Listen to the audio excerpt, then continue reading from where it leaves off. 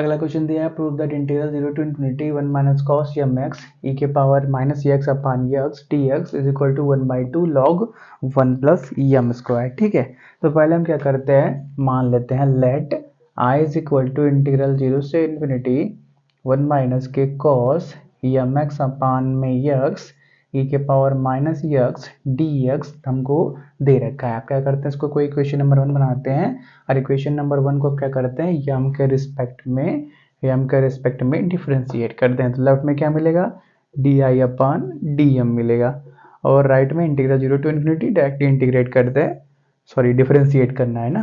तो देखो हम यम के रिस्पेक्ट में कर रहे हैं तो ई के पावर माइनस एक्स और ये एक्स ये कांस्टेंट ट्रीट होगा, इसको इसे इंटीग्रेट इसको ही डिफरेंशिएट करना है 1 माइनस कॉस एम एक्स को, तो 1 का 0 और कॉस एम एक्स का, कॉस का क्या होता है माइनस का साइन, तो माइनस साइन एम एक्स। अभी क्या कि एम एक्स को भी डिफरेंशिएट करना है, उसको अलग रखो, लेकिन फिलहाल देखो माइनस माइनस प्लस हो गया।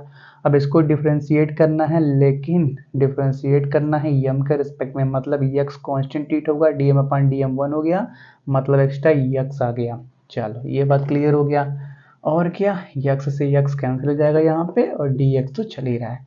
तो क्या मिल गया हमारे पास, इंटीग्रल 0 से इन्फिनिटी ई के power minus x sign m x d x मिल गया। ठीक है, तो अब क्या करते हैं, हम एक आइडेंटिटी यूज करते हैं। ठीक है, हम क्या जानते हैं, इंटीग्रेशन 0 से इन्फिनिटी ई के power a x sine b x d x कितने के बराबर होता है, ये आपका ई के power a x upon a square plus का b square into a sine b x minus के बी कॉस बी एक्स के बराबर होता है। ठीक है, तो हम क्या करते हैं, डायरेक्टली इसी रिजल्ट को यूज कर लेते हैं। बस यहाँ पर देखो ए की जगह पे क्या है -1 है और बी की जगह पे क्या है यम है, दोनों को कंपेयर कर लो, बस यही दोनों वैल्यू को यूज कर लेना और सभी चीज़ें वैसी ही रहने वाली है। तो ये डायरेक्टली कितने के बराबर हो गया, d I upon d m is equal to, पहले क्या 1 upon a square plus b square को अलग रख लेते हैं, तो ए स्क्वायर मतलब -1 का स्क्वायर 1, बी की जगह पे क्या है यम, तो यम का स्क्वायर हो जाने वाला है। और क्या, ई के पावर माइनस एक्स, ए की जगह पे -1 है, चलो भाई सही हो गया। और फिर क्या, अंदर देखो ए साइन बी एक्स, ए की जगह पे माइनस साइन, बी की जगह पे यम एक्स माइनस बी की जगह पे m cos m x within a limit 0 से इन्फिनिटी। ठीक है, तो अब अगर हम यहाँ पे इन्फिनिटी रखते हैं तो क्या बनता है, ई के पावर माइनस एक्स, इसको क्या लिख सकते हैं 1 अपान ई के पावर एक्स लग सकते हैं। अब एक्स की जगह पे इन्फिनिटी रखेंगे तो 1 अपान ई के पावर इन्फिनिटी बनेगा, मतलब 1 अपान इन्फिनिटी बनेगा, मतलब क्या 0 बनेगा।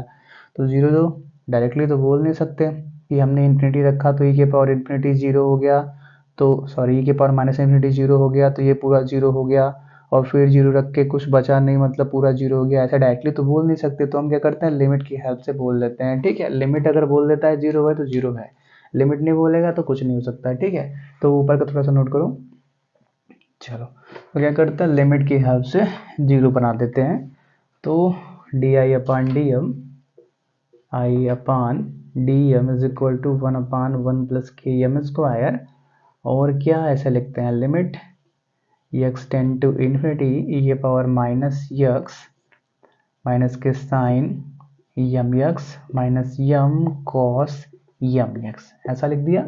अब हो सकता है, अब फिर क्या, माइनस लोअर लिमिट 0 है तो 1 upon 1 plus m square multiply कर लेते हैं, अब 0 रखते हैं, तो ई के पावर यहाँ पे देखो एक्स की जगह 0 रख सकते हो, 1 अपान ई के पावर 0, ई के पावर 0 मतलब क्या 1, तो 1 अपान 1 मतलब क्या 1 आ गया, 1 तो यूज कर सकते हैं ना, हाँ 1 यूज कर लिया। और फिर क्या, यहाँ पे एक्स की जगह पे 0 रखेंगे, तो एक्स की जगह पे 0 रखोगे तो साइन 0 बनेगा, साइन 0 0 हो गया, मतलब पहला पोर्शन क्लियर हो गया, खत्म हो गया। तो पहला पोर्शन 0 हो गया, छोड़ो उसको, माइनस ये 1 मल्टीप्लाई में ना, तो 1 को बाहर रखो, देखो यहाँ पे 1 मल्टीप्लाई में हो गया ना इसका वैल्यू, अब एक 0 रखा तो ई के पावर माइनस एक्स का वैल्यू 0 आ गया। चलो, तो माइनस, अब यहाँ पे क्या करेंगे, यम की जगह सॉरी एक्स की जगह पे 0 रखेंगे तो कॉस 0 1 आ गया, तो सिंपली क्या बचा, माइनस के यम बचा यहाँ पे।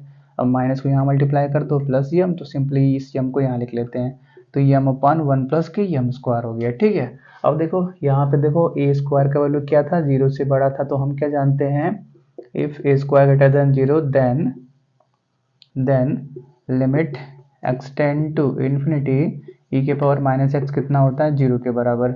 अब लिमिट को अप्लाई करके तो 0 बोल सकते हैं, हाँ बोल सकते हैं। तो ये क्या हो गया 0 हो गया, इस पूरे को क्या कर देगा 0 बना देगा। तो बचा क्या सिंपली यही बचा हमारे पास, नीचे का नोट करो। हो गया, चलो तो क्या बचा हमारे पास d I upon d m का value, d I upon d m का वैल्यू यम अपान 1 प्लस के यम स्क्वायर बचा। इसको कोई क्वेश्चन नंबर अब 2 बना सकते हैं, हाँ बना सकते हैं। अब क्या करते हैं, मान लेते हैं let m square is equal to t मान लेते हैं, यम स्क्वायर को टी मान लेते हैं। अब क्या कर सकते हैं, एक वेरिएबल को दूसरे के अंदर चेंज कर सकते हैं। तो क्या करते हैं, इसको यम के रिस्पेक्ट में डिफ्रेंशिएट करते हैं, ठीक है। तो क्या मिलेगा हमको 2m मिलेगा और यहाँ पे dt अपान dm मिलेगा, dm को यहाँ मल्टीप्लाई कर लेते हैं। चलो ये भी हो गया क्लियर। अब क्या करते हैं, लिमिट को चेंज करते हैं, लिमिट को क्या ही चेंज करना, लिमिट को रहने दो, ठीक है। चलो तो आगे बढ़ते हैं, करते क्या है, इस dm को यहाँ पे मल्टीप्लाई कर देते हैं, ठीक है। तो यम dm हो गया। अब देखो यम और dm का वैल्यू क्या लिख सकते हैं, dt/2 लिख सकते हैं, हाँ लिख सकते हैं। तो di इज इक्वल टू क्या हो जाएगा, dt/2 अपान 1 प्लस यम की जगह क्या, यम स्क्वायर की जगह क्या रखा, टी रखा, तो यहाँ पे टी आ गया, ठीक है। अब क्या करते हैं, इसको इंटीग्रेट करते हैं दोनों साइड। तो डी आई का क्या होने वाला है, आई हो जाने वाला है। और क्या राइट में डी टी है तो टी के रिस्पेक्ट में इंटीग्रेट करेंगे तो 1/2, तो इंटीग्रेशन से बाहर ही रखते हैं, इंटीग्रेट करते हैं डी टी अपान, इसको अच्छे से लिख देते हैं पहले, ठीक है। डी आई को इंटीग्रेट किया और राइट में इंटीग्रेट करेंगे 1/2 बाहर, D T upon 1 plus T को, ठीक है। तो देखो क्या मिलने वाला है हमारे पास, डी आई का सिंपली आई हो जाने वाला है और यहाँ पे 1/2 बाहर है, D T upon 1 plus T का क्या होने वाला है, लॉग 1 प्लस टी हो जाने वाला है। और एक्स्ट्रा सी आने वाला है क्योंकि लिमिट लिखा नहीं है तो एक्स्ट्रा सी और कांस्टेंट सी भी आता है, तो ये हो गया।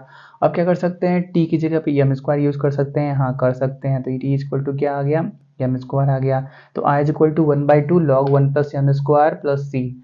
तो देखो यार वही तो आ चुका है, बस हमको दिखाना ये है कि सी का वैल्यू 0 के बराबर है, ठीक है। तो सी का वैल्यू 0 कैसे दिखाएंगे, निकालना पड़ेगा। तो करते क्या, पहले इस इक्वेशन नंबर 1 के अंदर यम का वैल्यू 0 पुट करते हैं, ठीक है। तो यम 0 पुट करेंगे यहाँ पे, तो cos 0 ये 1 हो गया, तो 1 माइनस 1 0, ऊपर 0 नीचे कुछ भी रहे फर्क नहीं पड़ने वाला, 0 आने वाला है। तो आई भी क्या हो गया 0 हो गया। तो यम 0 रखा तो आई 0 हो गया। तो इसको कोई इक्वेशन नंबर 3 बना लेते हैं और इक्वेशन नंबर 3 के अंदर आई का वैल्यू और यम का वैल्यू यूज करते हैं। तो I equal to 0 equal to 1/2 log 1 plus m का वैल्यू 0 प्लस सी। अब log 1 का वैल्यू क्या होता है, वह 0 के बराबर, मतलब ये 0, मतलब यहाँ से क्या मिला, c भी क्या मिल गया 0 के बराबर। तो अब c का वैल्यू 0 यहाँ पे यूज कर सकते हैं, हाँ कर सकते हैं। तो ये क्या हो गया 0 हो गया, मतलब i क्या बचा 1/2 log 1 प्लस एम स्क्वायर, जो हमको प्रूफ करना था। आप क्या करो, इसको नोट करो।